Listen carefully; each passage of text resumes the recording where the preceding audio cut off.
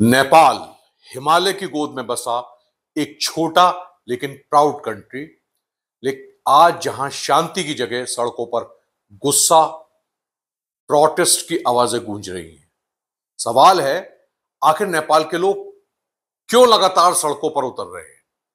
2008 में नेपाल में मोनार्की खत्म हुई, डेमोक्रेसी आई। लोगों ने सोचा कि अब डेवलपमेंट और परमानेंसी आएगी। लेकिन पिछले 15 साल में बार बार सरकारें बदली, करप्शन बढ़ा, अनएम्प्लॉयमेंट ने यूथ को डिसअपॉइंट कर दिया। नेपाल के पीएम केपी ओली ने 9 सितंबर 25 को वायलेंट एंटी गवर्नमेंट प्रोटेस्ट के बीच रेजिग्नेशन दे दिया, जिससे करने में हेल्प मिले। रेजिग्नेशन तब आया जब प्रोटेस्टर्स ने नेपाल के सीनियर पॉलिटिकल लीडर्स को, उनके घरों को आग के हवाले कर दिया। प्रेसिडेंट पौडेल और होम मिनिस्टर रमेश लेखक के घर भी जिसमें शामिल थे। नेपाल की पहली महिला प्राइम मिनिस्टर बनी सुशीला कार्की।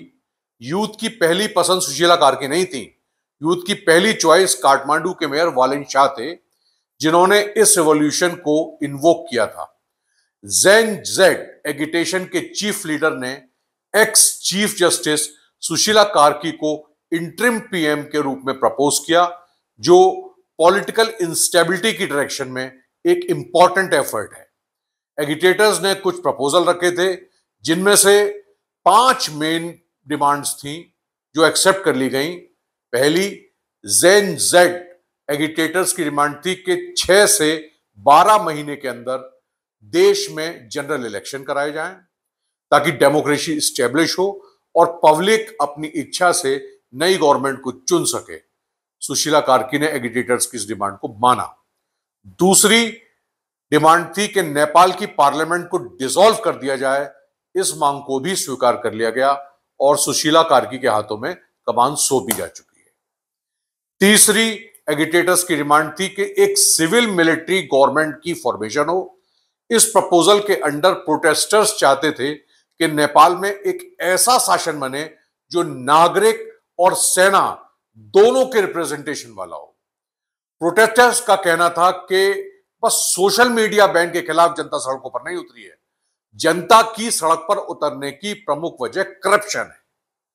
प्रोटेस्ट का प्रस्ताव यह था कि पुरानी पॉलिटिकल पार्टीज और लीडर्स की प्रॉपर्टी को इन्वेस्टिगेट पावरफुल जुडिशियल कमीशन द्वारा होना चाहिए और उनको सजा मिलनी चाहिए।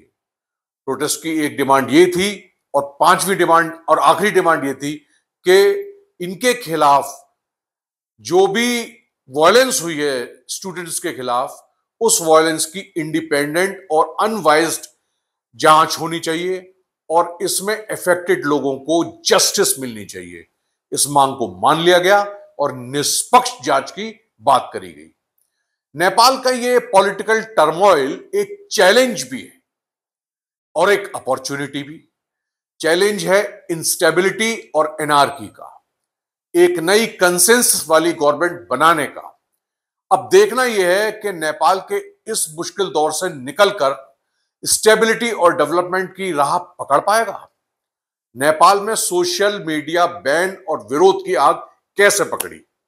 नेपाल में पिछले हफ्ते अचानक एक बहुत बड़ा स्टेप उठाया गया।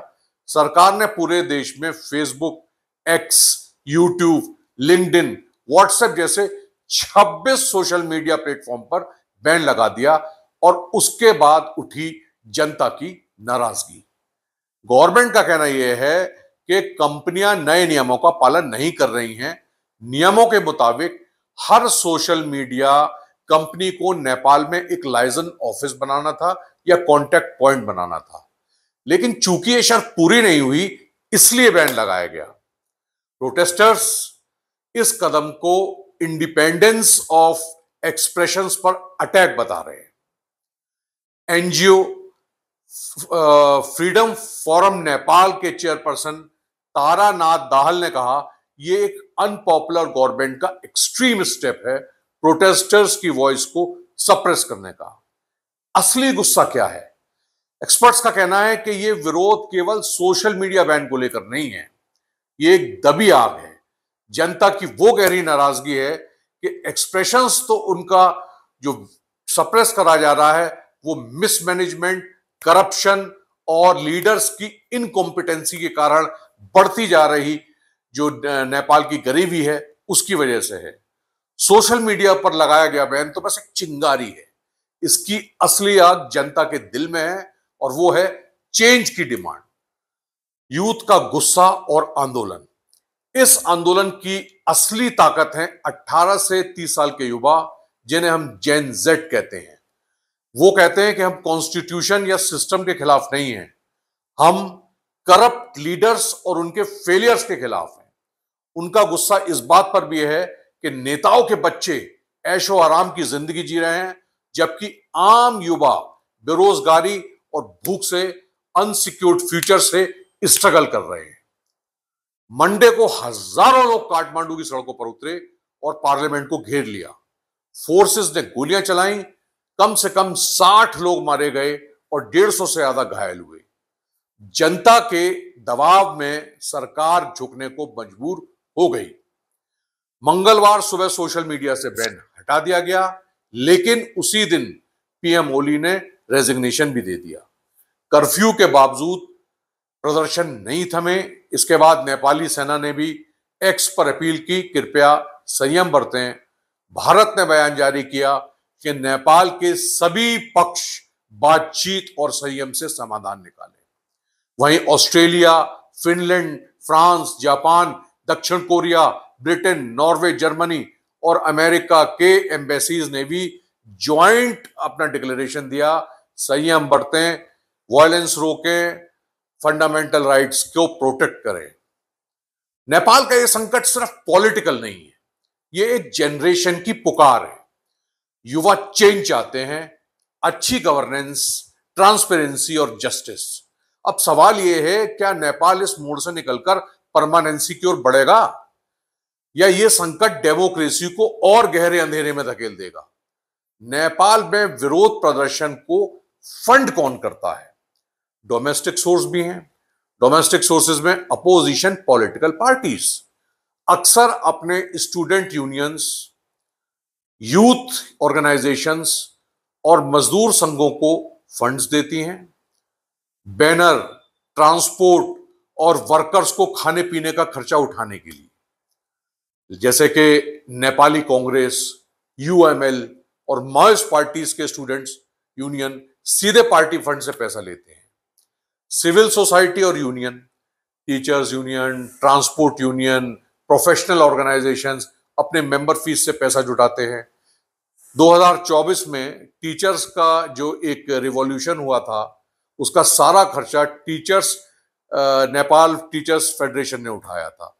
बिजनेस ग्रुप्स, जब सरकार कोई नया कानून, टैक्स या कोई भी डिसीजन उनके बेनिफिट्स के अगेंस्ट लेती है, तो कुछ बिजनेस क्लास लोग सीक्रेटली जो रिवॉल्यूशन है उसको फंड करते हैं। कुछ एथनिक और रीजनल मूवमेंट्स भी होते हैं, जैसे वहां मधेसी और धारू के बीच की लड़ाई।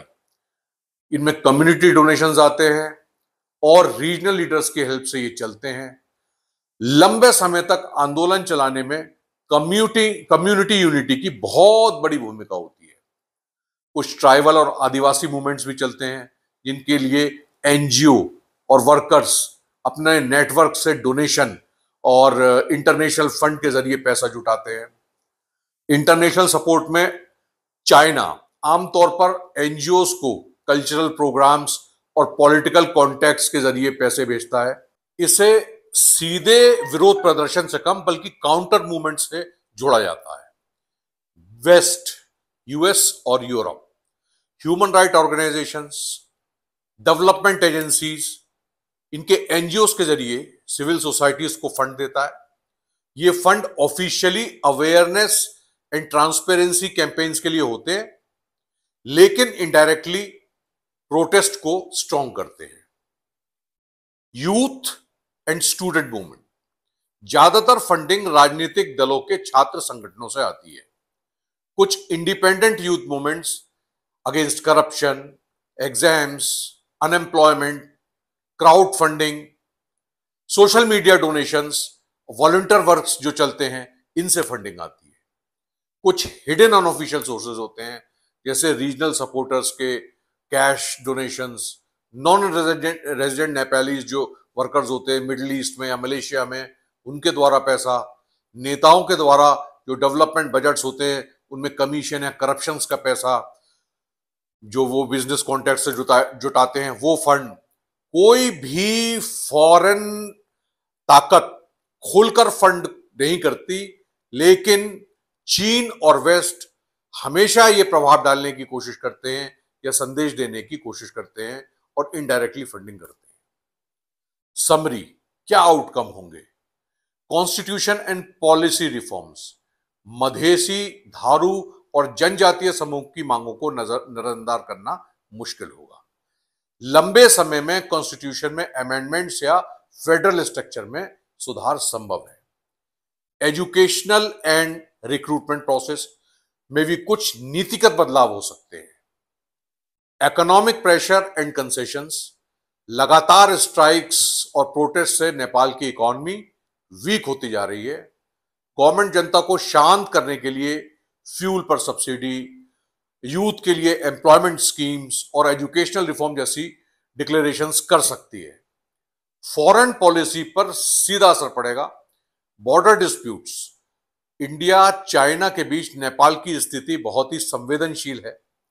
भारत और चीन दोनों चाहते हैं कि नेपाल उसके करीबी रहे, इसलिए विरोध प्रदर्शन का इस्तेमाल दबाव बनाने के लिए हो सकता है।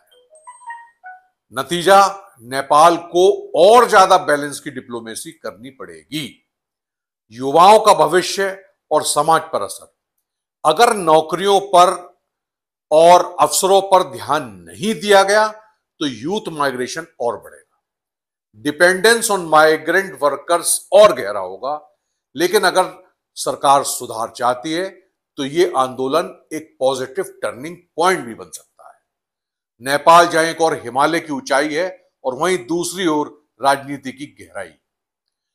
सवाल यह है, क्या नेता जनता की आवाज सुनेंगे? क्या अनएम्प्लॉयड यूथ को घर में ही, कंट्री में ही अपॉर्चुनिटीज मिलेंगी? क्या पॉलिटिकल जो अस्थिरता है उससे नेपाल बाहर निकल पाएगा? नेपाल की जनता आज संघर्ष कर रही है बेहतर कल के लिए। नेपाल के विरोध प्रदर्शन सिर्फ गुस्से की कहानी नहीं बल्कि बदलाव की उम्मीद है। आगे का रास्ता आसान नहीं है, लेकिन अगर जनता की आवाज नहीं सुनी गई तो नेपाल के नए अध्याय की ओर बढ़ सकता है। धन्यवाद। आपको हो सकता है वीडियो पसंद आया हो तो लाइक करें, शेयर करें और सब्सक्राइब ना करा हो तो सब्सक्राइब करें।